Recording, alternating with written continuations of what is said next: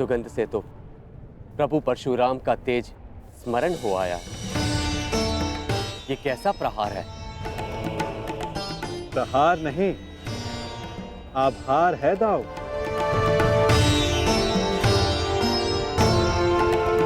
कहा था ना कि आने वाला योद्धा तनिक भिन्न होगा। हस्तिनापुर के युवराज की ओर से मैं परशुराम शिष्य राधेकर्ण श्री बलराम और वासुदेव को नमन करता हूं। शत्रु को नमन? जिस प्रकार आकाश में आया हर मेघ वर्षा नहीं लाता, उसी प्रकार आगे बढ़ने वाला हर पग शत्रुता का नहीं होता हलधर।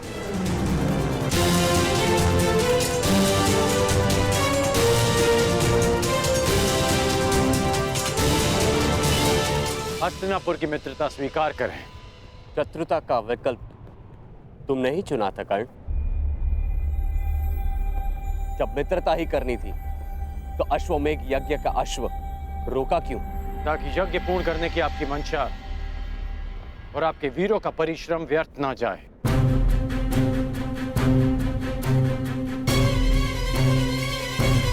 इस अश्व को ध्यान से देखिए। इस अश्व का दायां कान कटा हुआ है।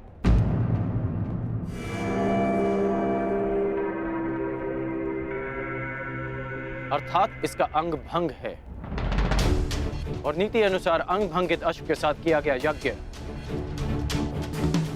फलदायी नहीं होता। इसलिए मैंने आपके इस अश्व को रोका।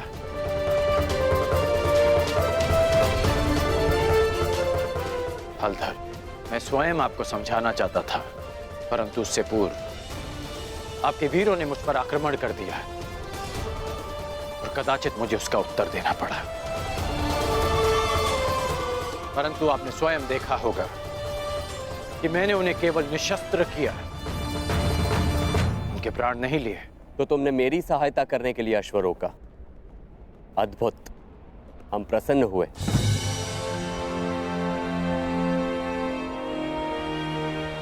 यह अश्व लाने का उत्तरदायित्व किसका था? कान्हा,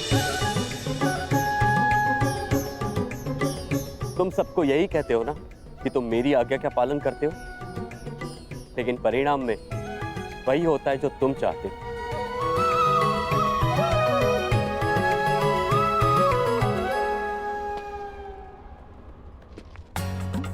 अब क्या करूं दाऊ, मेरा भाग्य ही ऐसा है। भाग्य नहीं, धूर्तता है तुम्हारी।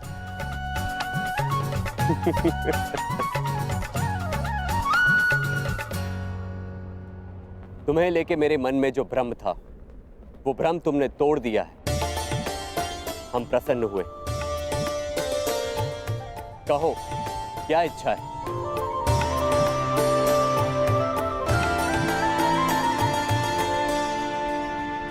आपसे मित्रता की इच्छा है हलधर।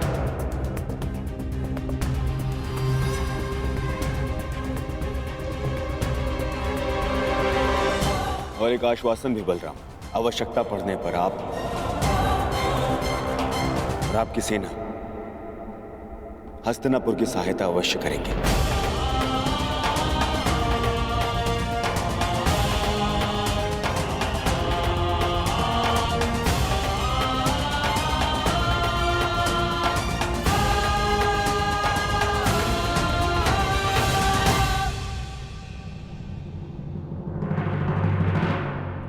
स्वीकार है।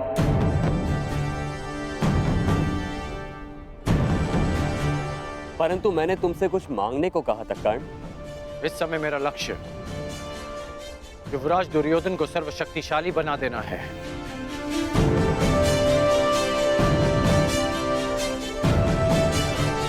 इसलिए मैं चाहता हूं कि आप युवराज दुर्योधन को गदा युद्ध की शिक्षा दें और इन्हें संसार का सर्वश्रेष्ठ गदाधारी बना दें। स्वीकार है।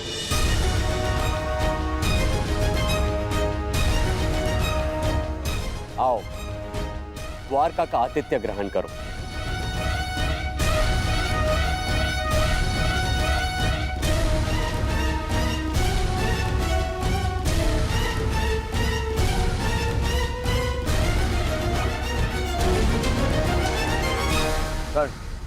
वरदान तुम्हें मिला था और तुमने उसे मेरे लिए उपयोग किया। आज तुमने एक बार फिर ये सिद्ध कर दिया कि संसार में यदि कोई मेरा सबसे बड़ा हितैषी है तो वो तुम हो कर्ण। मैं हस्तिनापुर का हितैषी हूं युवराज, और हस्तिनापुर युवराज का सेवक। मेरा धर्म हस्तिनापुर और आपको शक्तिशाली बनाना है। प्रणिपात युवराज।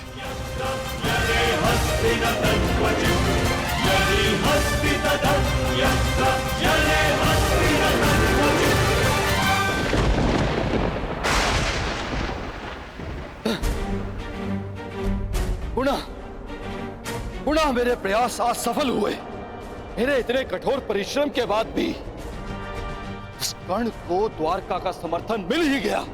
उस कर्ण की दिग्विजय पूर्ण हुई।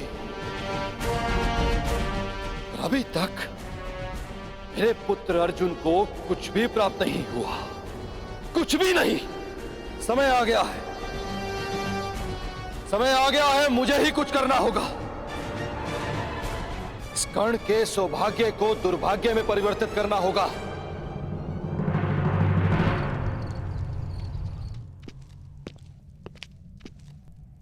दिग्विजय पूर्ण हुई कर्ण।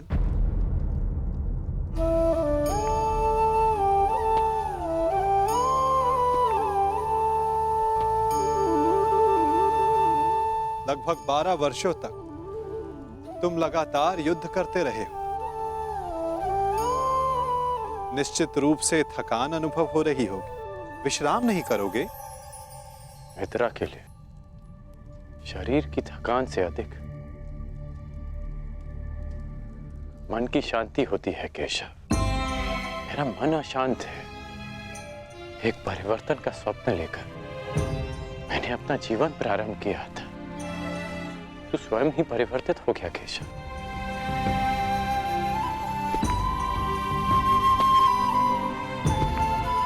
परिवर्तन चाहते हो और स्वयं के परिवर्तित होने से घबराते हो। ये दोहरा व्यवहार उचित नहीं राधे। मैं ऐसा परिवर्तन नहीं चाहता था केशव। मैंने सदा स्वतंत्रता की कामना की थी, और आज स्वयं मैं हस्तिनापुर का दास बन गया। मैंने तो कितनी बार तुमसे ये बंधन तोड़ देने का आग्रह किया अंगराज।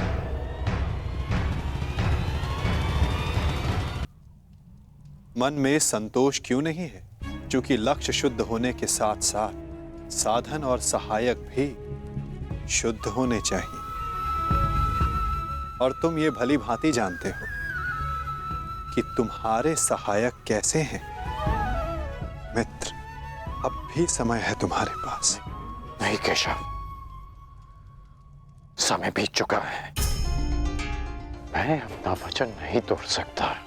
मैं आपसे पूछता हूं, आपने भी तो कई वचन दिए होंगे। क्या आप अपने वचन तोड़ सकते हैं?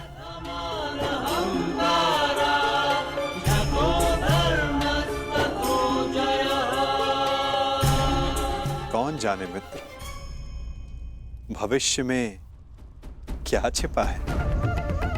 तुम बताओ, अब दिग्विजय के पश्चात तुम क्या करोगे? केशव, मेरा मन अशांत है। सोच रहा हूं कि हस्तिनापुर जाने से पूर्व गुरु परशुराम के दर्शन करा। विचार उत्तम है मित्र, परंतु स्मरण रखना, कभी कभी अकेला यात्री मार्ग में भ्रम के जाल में फंस जाता है। प्रयास करना कि भ्रम के जाल में ना उलझ जाओ। केशव, जिस परिस्थिति में मैं हूं कोई भ्रम मुझे क्या सताएगा?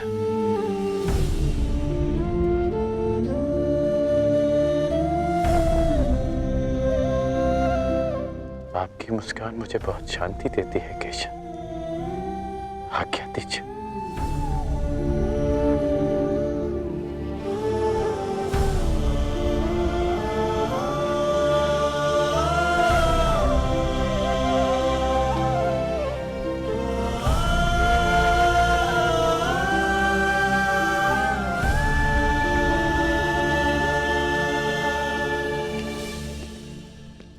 कभी कभी मनुष्य परिस्थितियों का खिलौना बन जाता है मित्र। कभी कभी मंतव्य शुभ होने पर भी गंतव्य पर कुछ अशुभ हो ही जाता है। इसीलिए यात्रा में सावधानी आवश्यक है।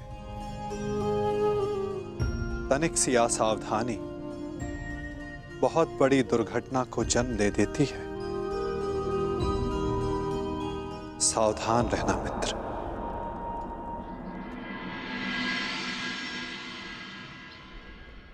अपने गुरु से भेंट करने से मैं तुम्हें रोक नहीं सकता मित्र, परंतु मैं चाहता था कि तुम मेरे साथ में हस्तिनापुर चलो, मेरे इस दिग्विजय का सम्मान और सत्कार प्राप्त करो। युद्ध में बाण धनुष से चलाए जाते हैं युवराज, परंतु विजय सदा योद्धा की मानी जाती है। उसी भांति दिग्विजय आपकी है। मैं तो केवल एक निमित्त मात्र हूं।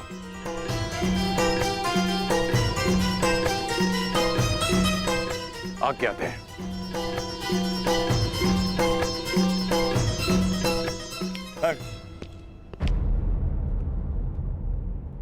अपने मित्र को हार कर ये दिग्विजय अधूरी है मित्र। 12 वर्ष बीत गए। इन 12 वर्षों में तुमने मेरे लिए धनुष उठाए, परंतु कभी दृष्टि नहीं उठाई। ढाल बनकर मेरे शरीर की रक्षा की है, परंतु मित्र बनकर कभी गले नहीं लगाए।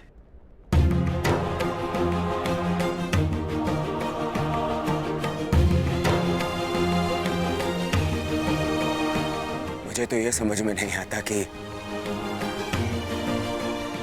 वनवास उन पांडवों का था या मेरा। बस मित्र, अब तो क्षमा कर दो मुझे। एक दिग्विजेता को अपने सेवक से क्षमा मांगना शोभा नहीं देता युवराज।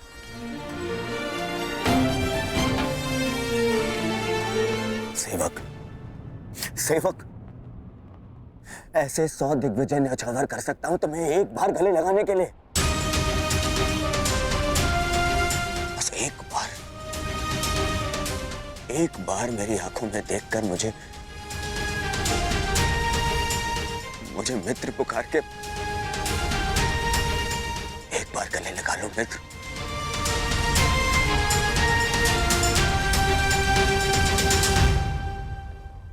कदाचित एक बार उस मित्र की पुकार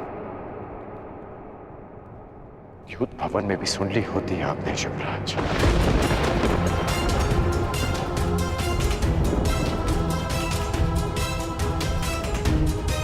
अब जो आपके सामने खड़ा है वो आपका और हस्तिनापुर का सेवक अंगराज कर्ण है, आपका मित्र राधे कर्ण। द्रौपदी के अपमान की ज्वाला में भस्म हो चुका है।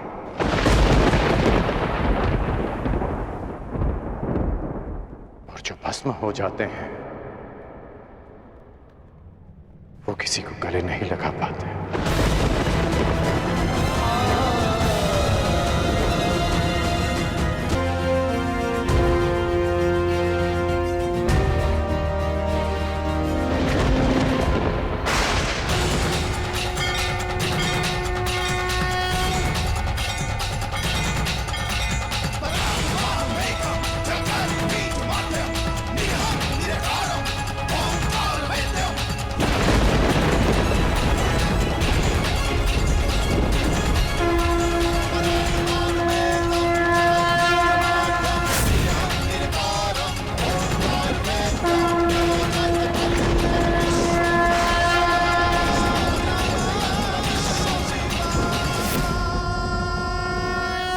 स्वागत है देवराज। आपके पदचाप ने आपके आने की सूचना दे दी थी मुझे। मेरे पश्चात तो आपने सुन लिए महादेव, परंतु 12 वर्षों से पुकार रहे मेरे पुत्र अर्जुन के स्वर आपके कानों तक क्यों नहीं पहुंचे? क्यों उसकी तपस्या का ताप आपके मन को नहीं पिघला सका? यदि अर्जुन आपका पुत्र ना होता तो क्या तब भी आप उसका कष्ट लेकर मेरे पास आते? स्वीकारता हूं कि मुझे मेरे पुत्र से मोह है, परंतु सबको होता है। आप स्वयं ही बताइए, क्या दोष है मेरे पुत्र अर्जुन में, या उसकी इच्छा पूरी कर सकने के योग्य नहीं? देवराज, वृक्ष पर लगे फल को खाने की इच्छा करने वाले को मात्र वृक्ष पर लगे फल को तोड़ने का परिश्रम करना पड़ता है। मोती की आकांक्षा करने वाले को सागर के तल तक जाने का परिश्रम करना पड़ता है। ठीक उसी प्रकार अमृत पीने की इच्छा करने वाले को भी गहन साधना का विष पीना पड़ता है। आपका पुत्र मुझसे पशुपतास्त्र की इच्छा रखता है। यह विध्वंसकारी अस्त्र उसे देने से पहले यह जान लेना आवश्यक है कि क्या वो उसके योग्य है। शक्तियों के साथ साथ उत्तरदायित्व भी बढ़ता है।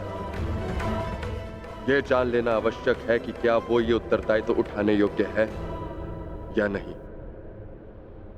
पशुपतास्त्र पाना है, कई परीक्षाओं का सामना करना पड़ेगा अर्जुन को। अपने पुत्र के मोह में आपने क्या क्या किया है, मुझसे कुछ छिपा नहीं। पूरे पुत्र को नीचा दिखाने के लिए आपने देवराज पद की गरिमा को किस तरह लांछित किया है, भली भांति जानता हूं। देवराज, यदि एक पिता अपने पुत्र की परीक्षा लेता है तो पुत्र प्रशंसा पाता है। जब एक पिता पुत्र की प्रशंसा करता है तो पुत्र केवल परीक्षा पाता है। आशा है कि अगली भेंट देवराज इंद्र से होगी, पुत्र मोही पिता से नहीं।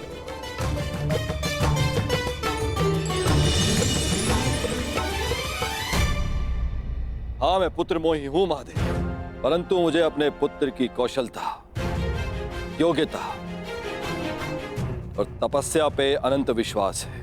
आपकी प्रत्येक परीक्षा में मेरा पुत्र अवश्य सफल होगा। किंतु जिस कारण आपने उस कर्ण के लिए देवराज इंद्र को अपनी दृष्टि नीचे करने पर विवश कर दिया, कर्ण को ऐसे परीक्षा में डालूंगा कि वो कभी सफल नहीं होगा। उस दिग्विजय कर्ण को दिशा विहीन कर दूंगा, महाशाप दिलाऊंगा उसे।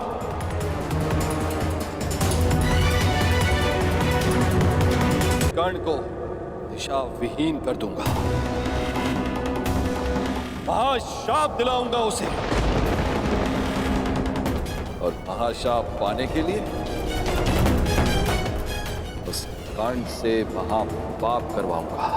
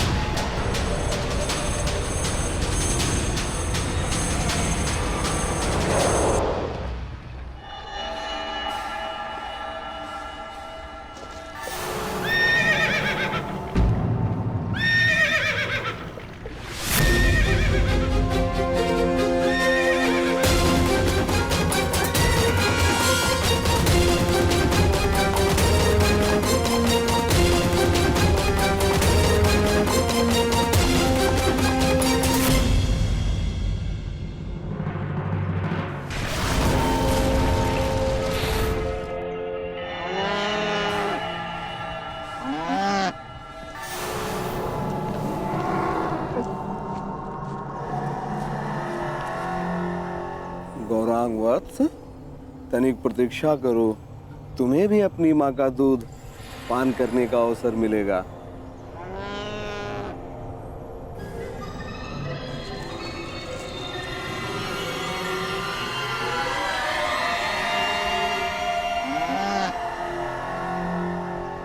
क्या है श्यामा,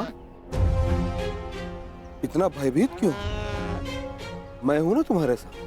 हाँ?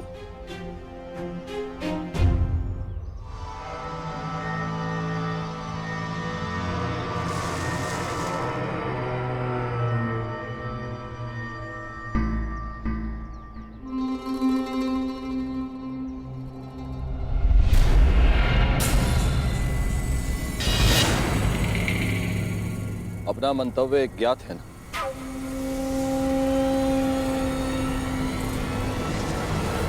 लगता है तुम्हें भूख लगी है।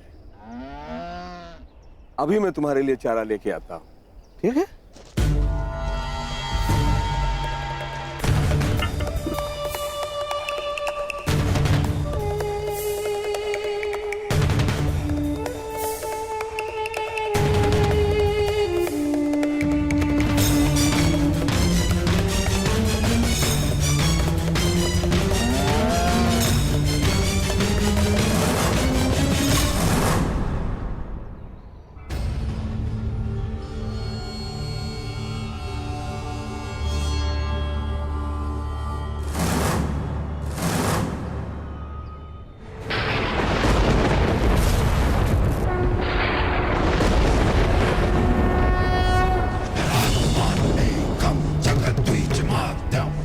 कड़ा लक्ष्य कड़ी तपस्या से नहीं, कड़ी परीक्षा से मिलता है अर्जुन।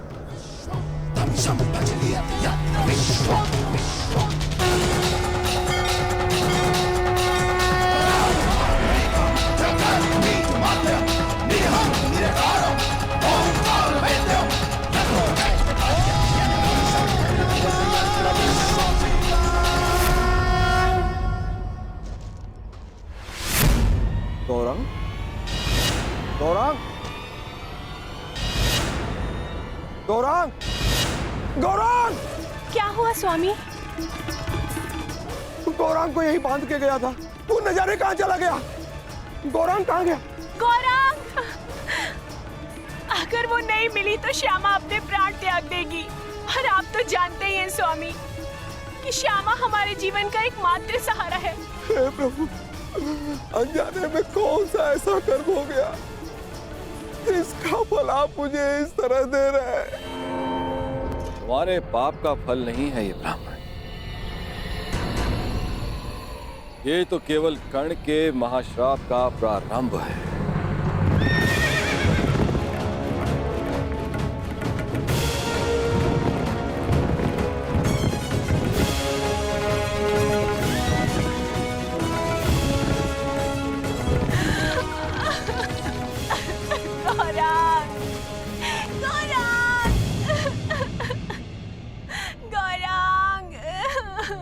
क्या हुआ ब्राह्मण देव? आप सब इतना विलाप क्यों कर रहे हैं? देखिए, मेरे गाय श्यामा के बछड़े को ना जाने कौन चोर चुरा के ले गया। अगर मेरा गौरांग नहीं मिला तो ये बेचारी छटपटा कर अपने प्राण त्याग देगी। आप मेरी कोई सहायता करिए। आप निराश ना हो ब्राह्मण देव, मैं समय रहते इस गाय के बछड़े को वापस ले आऊंगा सुरक्षित। ये मेरा वचन है।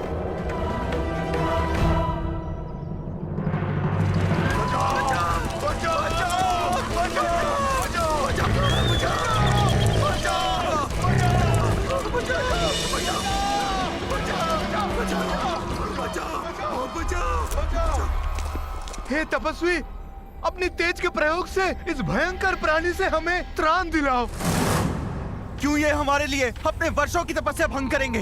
भागो, अब कोई हमारी रक्षा नहीं कर सकता। भागो। नहीं,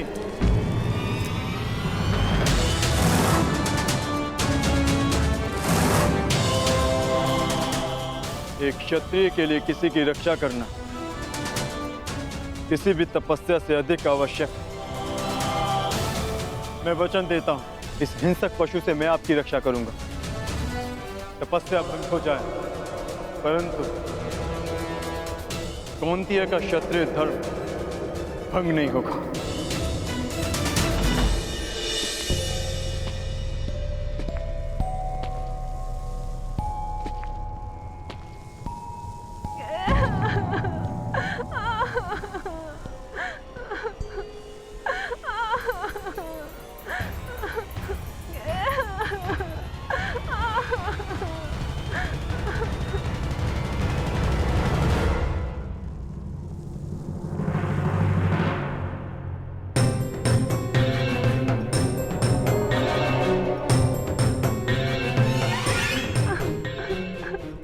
भयभीत मत हो छोटे मित्र। क्या हुआ? तुमने कुछ देखा? एक बछड़ा राक्षस के हाथ में। किस ओर गया वो? किस दिशा में?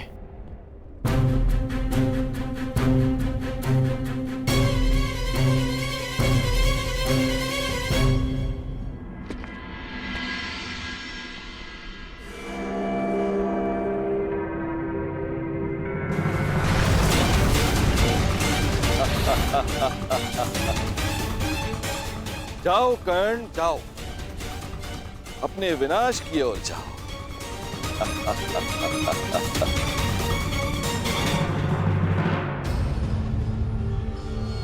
क्षमा कीजिए महादेव, आपकी तपस्या बीच में छोड़कर जा रहा हूं। तपस्या पुनः कर लूंगा, परंतु मेरे होते हुए किसी निर्दोष के प्राण जाएं, ये द्रोण शिष्य कुंती अर्जुन नहीं होने दे सकता।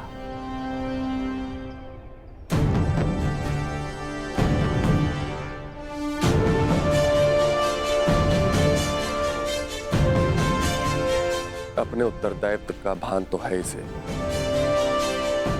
अब देखना यह है कि शक्ति को संभाल पाने का सामर्थ्य है या नहीं।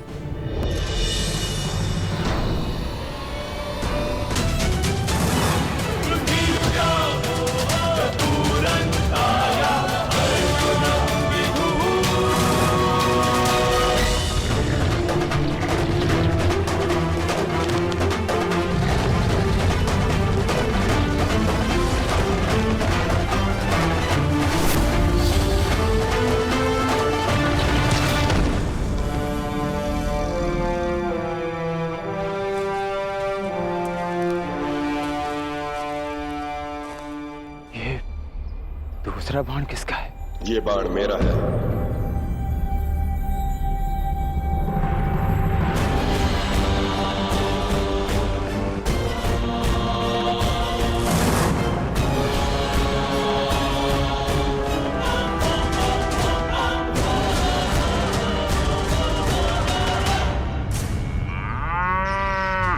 आनंद आ गया आज, बड़ा कोमल भोजन मिला है।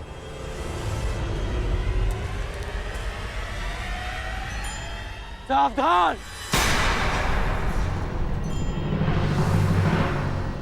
मैं तुम्हें चेतावनी देता हूं कि इस बछड़े को छोड़ दो।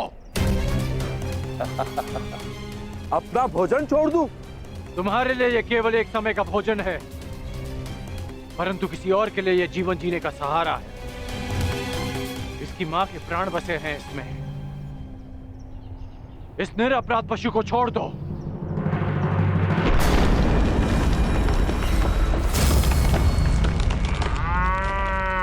ये मेरा भोजन है, नहीं छोड़ूंगा इसे। मैं तुम्हें वचन देता हूं कि मैं तुम्हें भरपेट भोजन करवाऊंगा। बड़े दानवीर हो, परंतु मैं राक्षस हूं, बल से अपना खेत करता हूं, नहीं छोड़ूंगा इसे। और मैं इसे लेकर ही जाऊंगा। तो तुम्हें इसे प्राप्त करने के लिए मुझसे युद्ध करना होगा मनुष्य। ये लक्ष्य मेरा था, तुमने बाण क्यों चलाया? इसका नाश करना मेरा कर्तव्य था। अब प्रश्न ये उठता है कि लक्ष्य किसने पहले भेदा और किसका कर्तव्य पहले पूरा हो।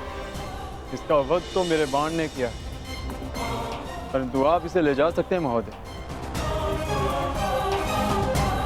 ये मेरे किसी काम का नहीं।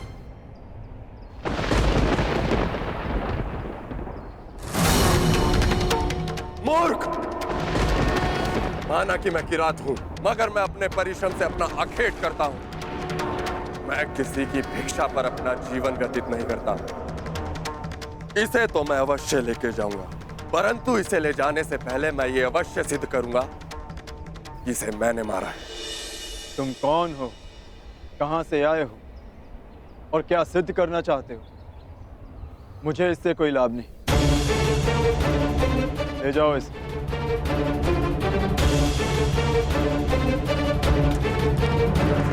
रुको!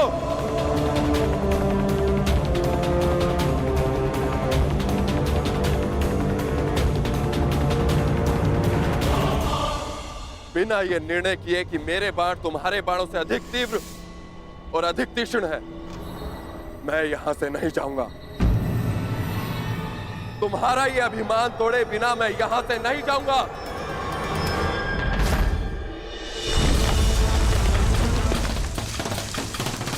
तुम मुझे युद्ध करने के लिए विवश कर रहे हो।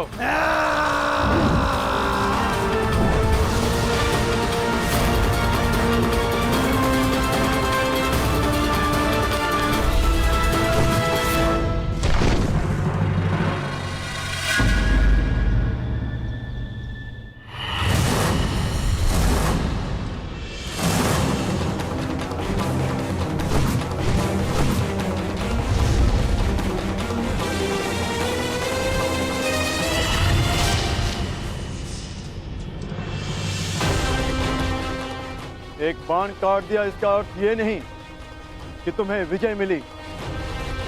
मेरे पास बाणों की कमी नहीं। मेरे पास भी बाणों की कमी नहीं है।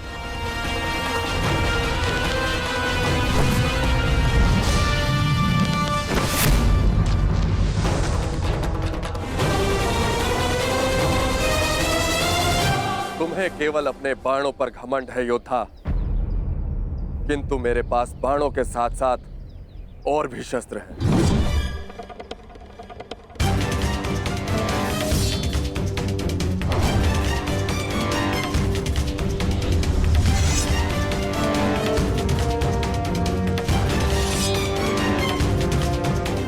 तलवार उठाओ योद्धा। युद्ध अभी तक समाप्त नहीं हुआ है और ना ही तुम्हारा अभिमान अभी तक टूटा है।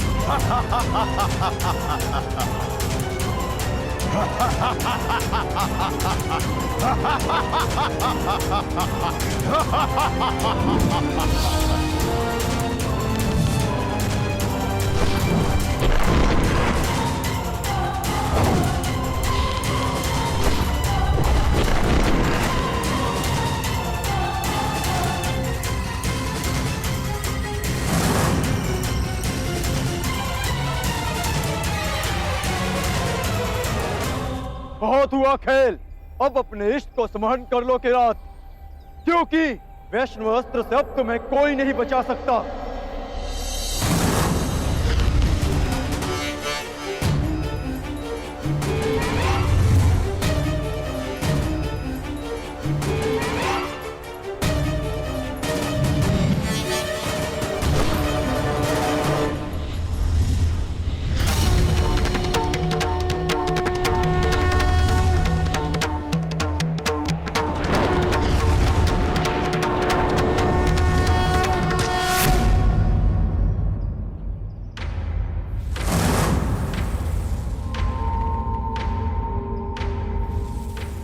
महान वैष्णव अस्त्र ने एक साधारण किरात का सम्मान किया,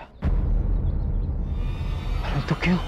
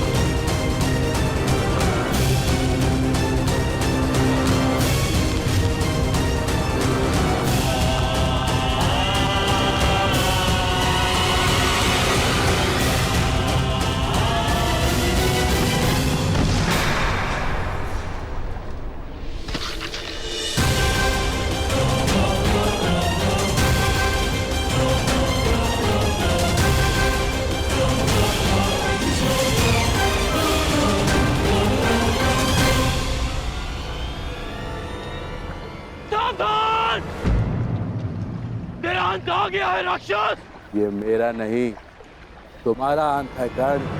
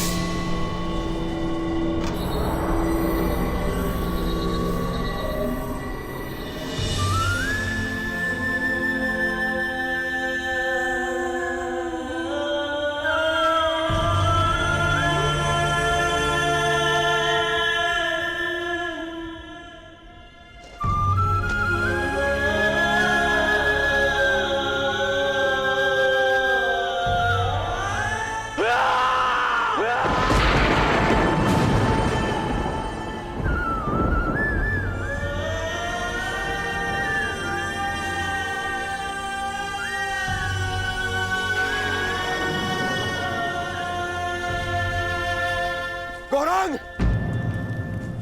गौरांग! गौरांग! गौरांग! गौरांग! गौरांग! गौरांग!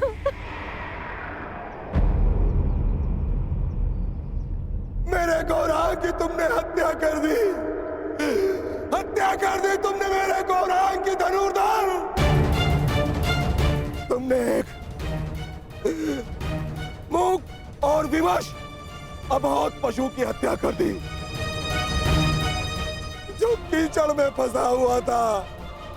तुमने महापाप किया है धनुर्धर। रामदेव, मैंने इसे नहीं मारा। मैं तो केवल राक्षस का वध कर रहा था। वो राक्षस वो अभी यही था। वाह धनुर्धर वाह! कौन सा राक्षस है यहाँ तो कोई राक्षस नहीं है। अपने आप को निर्दोष सिद्ध करने के लिए असत का सहारा मत लो धनुर्धर।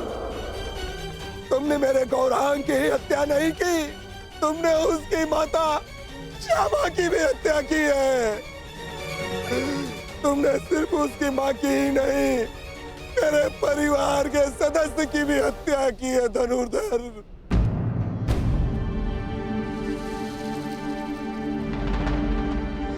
रामदेव, आपको भ्रम हो रहा है। भला मैं क्यों मारूंगा इसे? गौ हत्या का महापाप किया है तुमने। तुम्हारे पास उसके बच पाने का कोई अवसर नहीं है।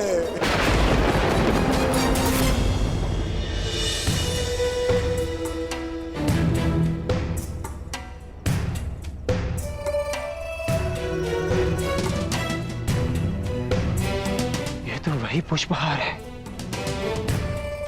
जो मैंने शिवलिंग को अर्पित किया था।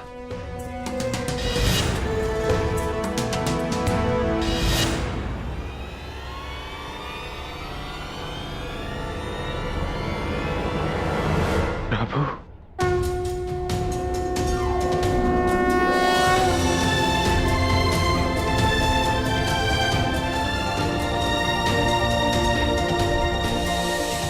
मुझे क्षमा कर दीजिए प्रभु। मैं आपको पहचान नहीं पाया। आपको पहचान नहीं पाया प्रभु, मुझे क्षमा कर दीजिए।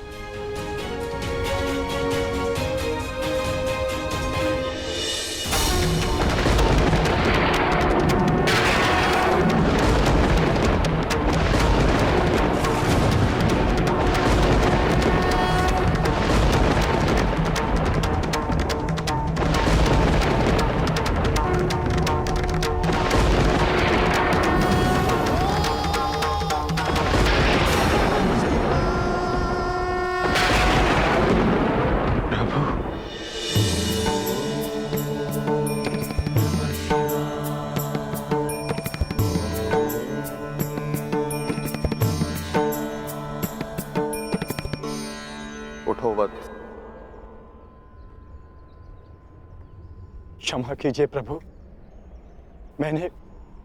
मैंने आपकी आराधना भंग कर दी। क्योंकि यही उचित था। मनुष्य की सबसे बड़ी आराधना उसका कर्तव्य का पालन होता है अर्जुन, जो तुमने भली भांति किसी और के प्राणों की रक्षा के लिए तुमने अपनी तपस्या भंग, अर्थात तुम अपने कर्तव्यों को भली भांति जानते। मैं केवल यह देखना चाहता था कि तुम पशुपतास्त्र के योग्य हो या नहीं, इसलिए मुझे तुम्हारी परीक्षा लेनी पड़ी।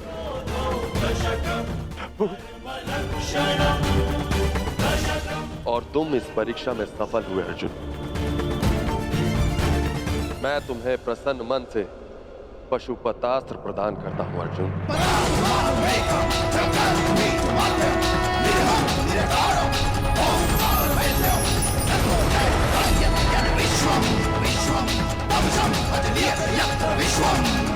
कल्याण हो।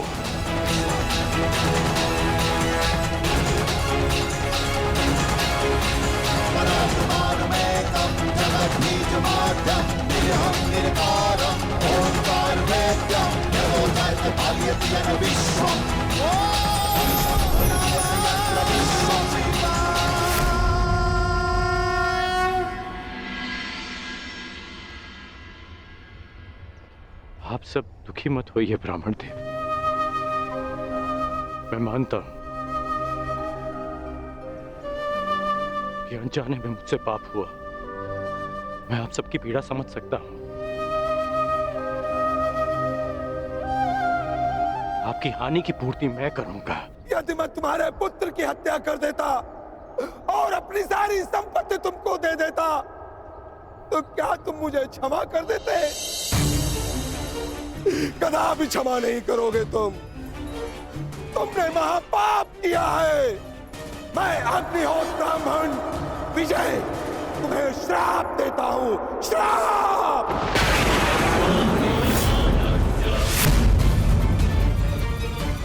किस प्रकार तुमने कीचड़ में फंसे हुए मेरे असहाय बछड़े को मारा है, उसी प्रकार तुम भी एक दिन पृथ्वी पे असहाय गिरे रहोगे और तुम्हारी कोई सहायता नहीं करेगा। और मेरे बछड़े की भांति तुम्हारी भी मृत्यु उसी प्रकार होगी। तुम्हें कोई दया नहीं मिलेगी। धनुर्धर, ये दुखी ब्राह्मण का श्राप है।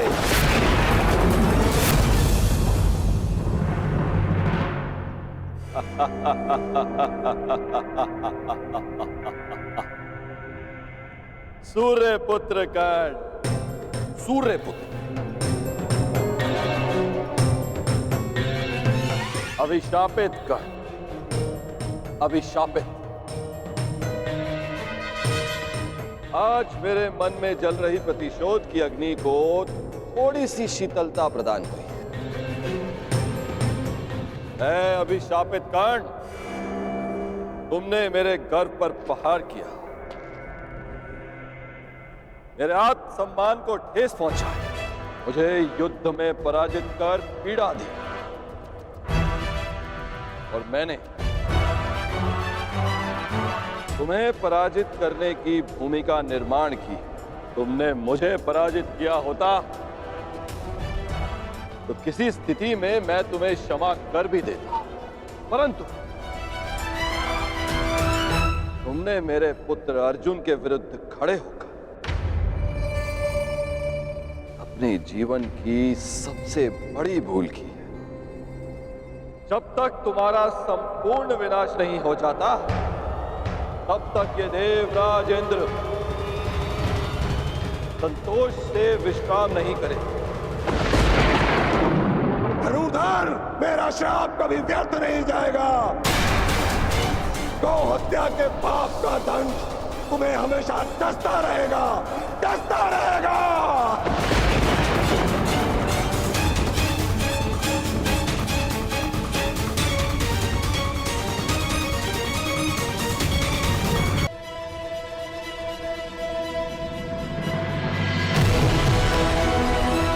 ये इंद्रलोक है अर्जुन।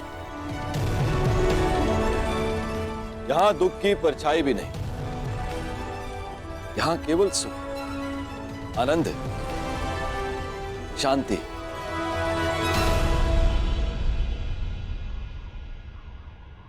क्षमा कीजिए पितादे, मेरे भाई वहां पीड़ा भोगे और मैं यहां आनंद करूं, ऐसा कैसे हो सकता है? हमें अपनी प्रतिज्ञा पूर्ण करनी है, महायुद्ध करना है। स्त्री के अपमान का प्रतिकार करना है मुझे। अर्जुन, उस प्रतिकार को पूर्ण करने के लिए तुम्हें कुछ दिव्य अस्त्र की आवश्यकता पड़ेगी अर्जुन। उनकी दीक्षा देने के लिए ही मैं तुम्हें यहां लाया हूं। आओ अर्जुन, आरंभ कर।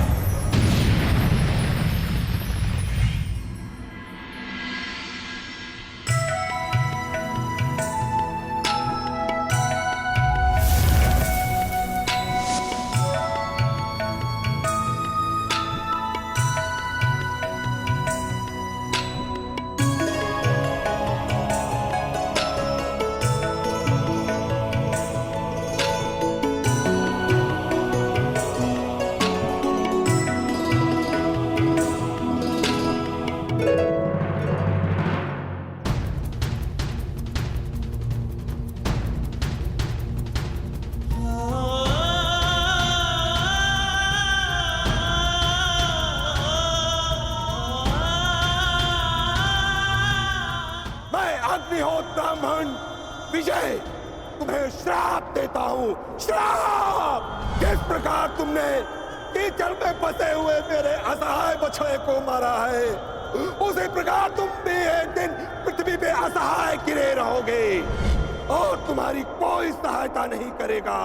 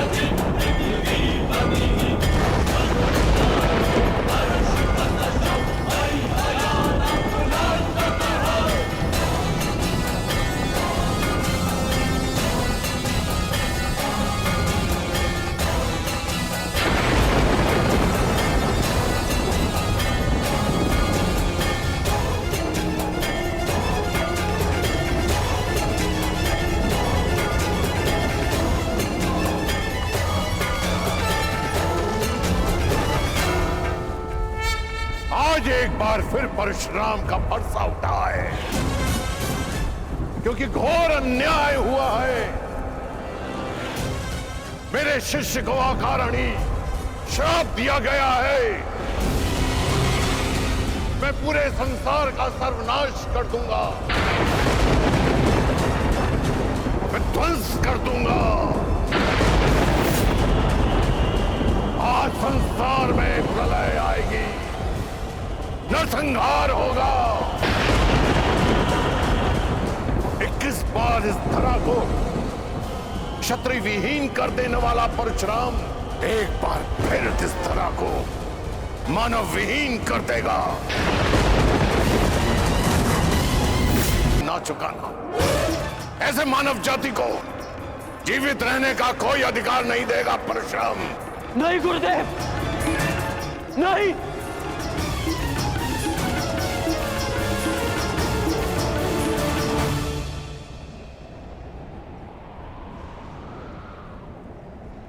ऐसा अनर्थ मत करिए गुरुदेव,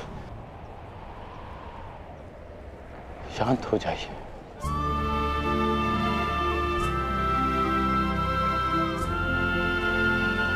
इतना क्रोध क्यों गुरुदेव? मुझे तो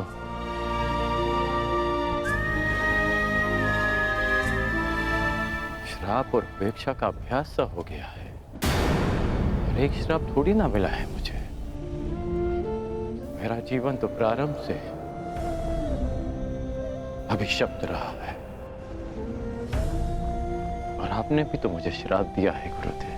मैं जमदग्नि पुत्र परशुराम तुम्हें श्राप देता हूँ। मेरे द्वारा दिए गए दिव्यास्त्रों का आवाहन नहीं कर पाओगे।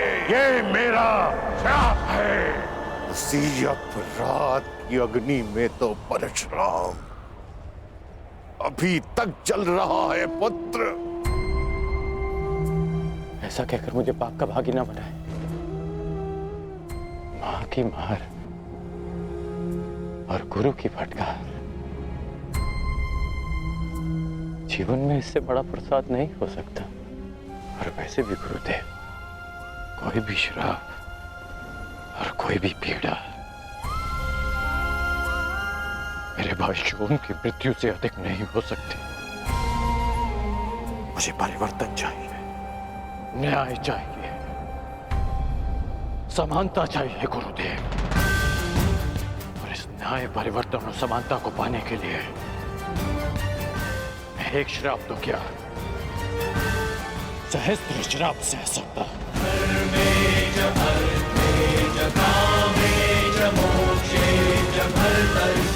और कोई श्राप आपके इस शिष्य को अपने लक्ष्य से, अपने कर्म पथ से हटा नहीं सकता गुरुदेव।